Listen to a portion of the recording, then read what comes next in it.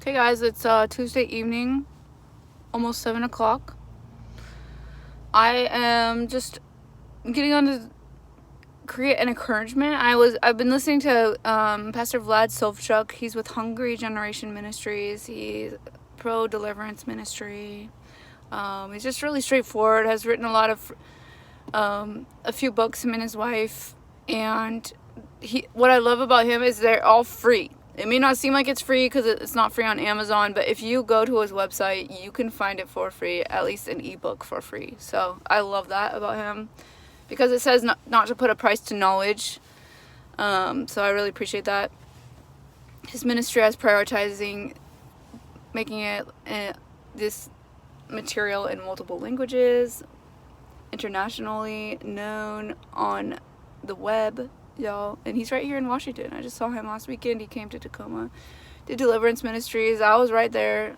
All that video feed you see, people shaking him, whatever, and getting demons cast out of him was right in front of me, seeing it loud and clear. And I'm like, thank the Lord. Anyways, I wanted to get on here because he was talking about, he just did a post that I just watched, was just like, hey, suffering is good and I hope you go through suffering. And it just made me think, like, people underestimate Christians all the time. Okay, they just think they're some white supremacist in their little Christian foo-foo world, okay? Both those worlds exist, so you have to be aware, but it's unfortunate people can't decipher from one from another. And I really think, you know a tree by its fruit, so you have to have good fruit coming from a person, okay? You don't just take them for word. You have to have good fruit. You have to prove living demonstration. You have to have similar priorities to God, which is the poor, widowed, and orphaned. We're going to be honest here. The humble. He loves the humble, resists the prideful.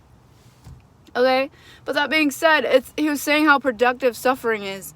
And that's just gets me.